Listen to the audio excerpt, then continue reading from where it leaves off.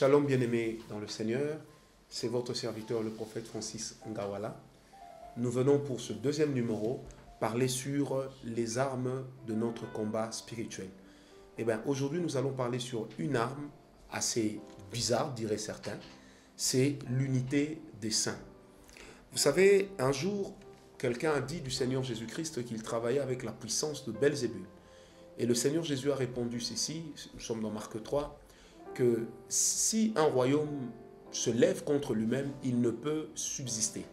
Il est donc important de savoir que si aujourd'hui les chrétiens sont en train de perdre du terrain, sont en train de ne pas avancer sur le champ du combat spirituel, parce que ne vous en faites pas, tout ce que nous voyons sur terre reflète la réalité d'un combat d'esprit.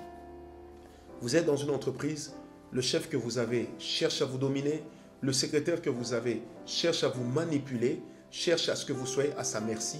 C'est déjà un combat spirituel. Alors, cet avant-midi, j'aimerais parler sur l'unité des saints. L'unité est quelque chose d'absolument extraordinaire. Lorsqu'il y a un virus comme celui qu'on a actuellement, lorsque les temps sont mauvais, eh bien, qu'est-ce qui se passe? Les puissances humaines ont cette capacité de se mettre ensemble. Il faut que l'Église apprenne à se mettre ensemble, que les saints apprennent à se mettre ensemble. Et lorsque nous parlons des saints, nous parlons des personnes qui ont reçu Jésus-Christ comme sauveur, qui marchent avec lui comme Seigneur.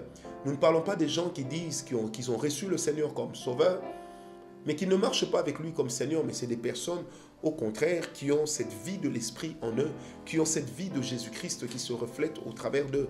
Vous savez, lorsqu'on a appelé ces personnes, les disciples, pour la première fois chrétiens, cela faisait référence au fait qu'ils étaient différents de tout le monde.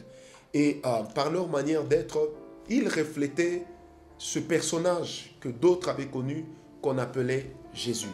Alors, si tous nous sommes des saints, parce que soumis au même maître, qui est notre Dieu, qui est notre Sauveur, qui est notre Seigneur, qui est la tête de l'Église, qui en est le socle, ça veut dire que nous devons avoir la capacité d'être ensemble. Nous devons avoir la capacité de nous unir. Prenez avec moi Romains 12, verset 5. La Bible dit, « Ainsi, nous qui sommes plusieurs, nous formons un seul corps en Christ, et nous sommes tous membres les uns des autres. » Ainsi, nous qui sommes plusieurs, Romains 12, verset 5, nous sommes peut-être plusieurs, mais nous devons avoir cette capacité de former un seul corps. N'oublions pas que l'une des choses avec laquelle le Seigneur travaille dans l'Église, c'est l'esprit de la corporation, que nous puissions nous considérer comme un corps. Deuxièmement, c'est l'esprit de la complicité, que nous puissions être complices, non pas pour les mauvaises œuvres, parce que les saints ne peuvent pas se mettre ensemble pour faire des sales coups. Les saints ne sont pas appelés à se mettre ensemble pour critiquer, pour se livrer à la médisance, mais les saints sont appelés à se mettre ensemble afin de s'entraider, afin de prier. C'est pourquoi la Bible dit même que la prière du juste est d'une grande efficacité. Apprenons à être ensemble, parce que ton problème, si je le porte pour toi, nous sommes déjà deux devant le problème. Si tu fais face à des attaques démoniaques et que je peux les porter avec toi, nous serons déjà deux et ça sera une force. C'est pourquoi vous devez toujours savoir à qui vous confier. Cela est très important.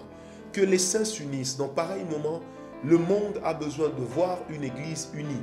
Non pas une église où tel pasteur répond à un tel pasteur, ou telle religion répond à une autre religion, mais nous avons besoin d'être unis. C'est pourquoi nous prions maintenant au nom de Jésus. Que tout ce qui trouble notre quiétude, que tout ce qui nous empêche de rester unis, que toute chose qui nous empêche de connaître le shalom entre nous, que cela ne soit plus dans le nom de Jésus. Que le diable, qui est le plus commun diviseur, soit déclaré menteur et qu'au milieu des saints, qu'il ne soit plus. Comme le dit l'apôtre Paul, nous ne réglerons pas nos problèmes devant des païens. Et même si nous sommes attaqués spirituellement, nous ne réglerons pas devant des païens, mais nous le réglerons à genoux. Nous tenons main dans la main avec les saints. Même dans la famille, si vous êtes unis et si vous pouvez vous mettre vos genoux à terre et commencer à prier ensemble, le Seigneur que je sers dans mon esprit répondra. Devant les grands problèmes de la famille, Dieu a besoin de voir une famille unie, une famille en prière, une famille des saints qui se concentrent, qui regardent vers Dieu. Que Dieu vous bénisse là où vous êtes et que le shalom du Seigneur soit votre partage. Au nom de Jésus. Amen.